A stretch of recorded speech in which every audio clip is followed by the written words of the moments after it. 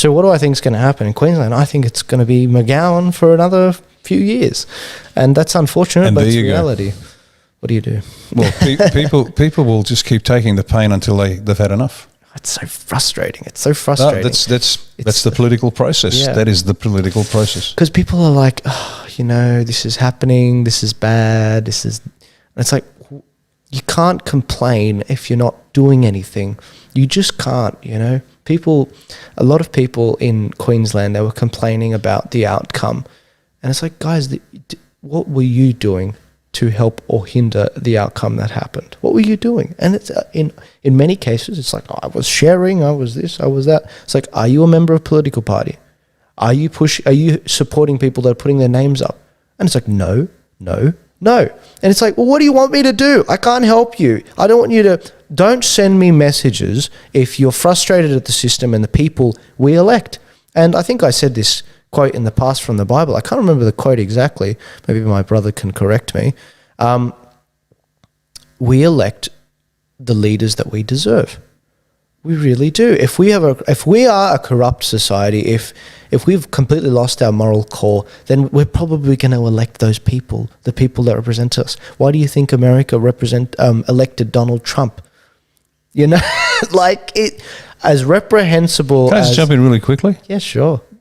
Don't take your eyes off Trump. No, I'm not. I'm just saying. Okay, good. Okay, for the viewers then, just watch this space. There was a time when America elected leaders that were very well-rounded, like Ronald Reagan, and who were very witty, very, very, very intelligent, but they weren't off-putting.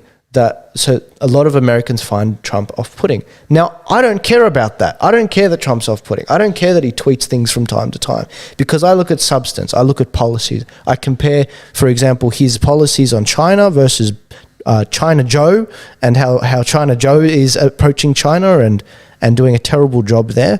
And I see Trump's way better. I see the Middle East deals that he's been doing, and I see that, you know, in 2020, in the last year, they haven't had a single death in Afghanistan, which is the first time in 20 years. That's Trump's fault. He did that. He deserves the credit. And so I'm willing to, you know, for a time, say the statesman-like behavior can be put on hold, because we've had statesmen, and what do? They put suppression orders on the pedophile lists in Australia. That's what we get. Well, Trump was the first non-controlled president in years, including Reagan. Now, Reagan said some great stuff. His words are utterly inspiring, and I don't deny that he was sincere, but he was as controlled as everybody else. The national debt under Reagan went, I think, from 1 trillion to 3 trillion. You can check it out. But he was as controlled as everybody else. Yeah.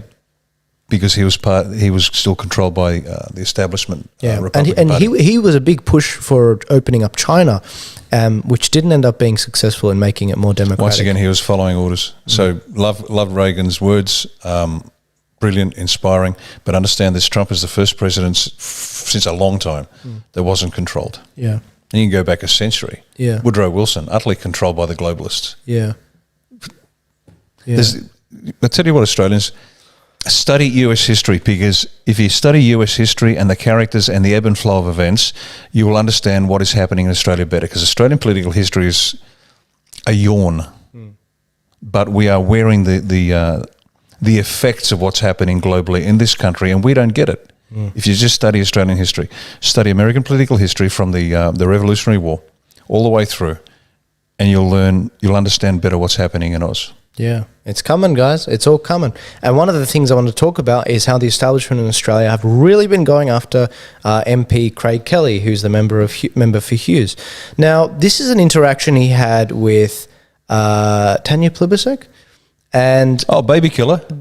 Baby Killer Plibersek. Is that what you call? Is that her nickname? Oh, she's Emily's Lister with Penny Wong. Oh, is that right? Full-term abortion on demand, Australia-wide, publicly funded. Tanya Plibersek. Not a Baby fan. Killer, Tanya Plibersek. Would you say that she's from the more radical side of the Labor side, or the more conservative side of the Labor side? I think she's a loathsome gastropod. Okay, so she's got her own dimension. No, they all are. No, it's like saying which Nazi killer do you think is better than the other? Yeah, they are genuinely loathsome individuals. Okay. Well, a bit of background on Tanya.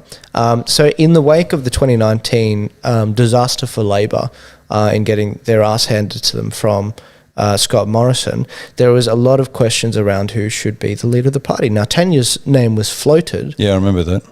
But no one wants this position in the wake of a defeat like what they had. So what did they end up doing? They ended up pitting Albanese versus, what was his name, Chris Bowen.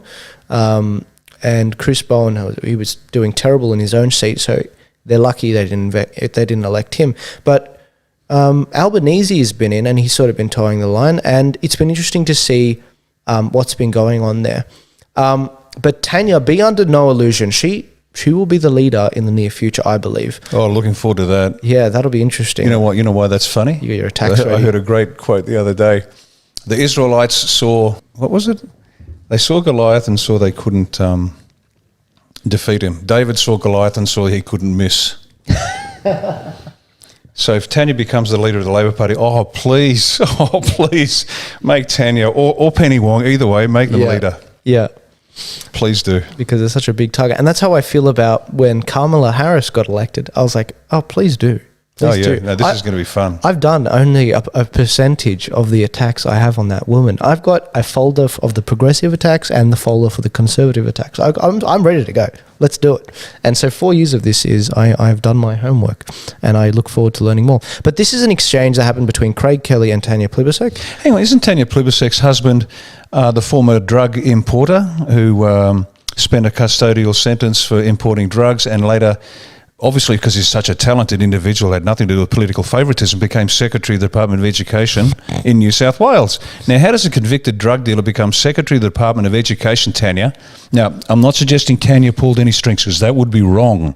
I think her husband obviously is just a talented public servant. I think our rehabilitation system and he was appointed by a Liberal government too. So if you're wondering there's any difference between Liberal and Labor Party, please disabuse yourself of that notion. Isn't that funny? They do each other favours. Isn't that funny? And even what was it? That hero of the Liberal Party, Tony Abbott, the man that let everybody down. Tony. He appointed, what was that blonde airhead from the Democrats? What was her name? Married a billionaire. That's it. She's left an indelible blank on my memory. She was famous for wandering up and down the hallways of Parliament House in her Doc Marten boots because she had the maturity of a prepubescent girl. He appointed her to some position, completely unnecessary, but that's how they do deals. You know, I'll look after your people when I get in, you look after me and my people when I get in. It's a big club and you ain't in it. I love it. Isn't it? It's a big club and you ain't in it. By the way, I did try looking for a video of George Carlin not swearing to no avail. Yeah, you can't do it. But look, let's get to the video. Roll tape. For Tanya, we haven't even started. And she deserves it. We've got so much material. No. This is the same individual who mandated Gardasil. Yeah. So she wanted boys to be injected with Gardasil to prevent women getting cervical cancer. So she's using your sons as a mean of protecting somebody else. Now, hang on a minute. This is against any level of political freedom. Yeah. She talks about herd immunity like we're a bunch of goats in the yard, and that's what she and her mates in the Labor Party think we are. Yeah. But Tanya, we know what you are. Yeah. We know it. And guess what? You're going to be found out. Yeah. Go on. For those of you that can't see, we're just looking at a freezed frame. Oh, and Gardasil, by the way, kills people too, by the way. Who's that? What? Gardasil, the vaccine. Oh, okay. Gardasil kills. Yeah. And she wanted to mandate injecting boys with Gardasil to help girls not get cervical cancer. Isn't that crazy? How much does she hate men? Jesus. See, guys, what you can't see right now is we've got a freezed frame of Craig Kelly walking up the hall on the back of her head, and so we've been triggered that much. That's it. So, all right.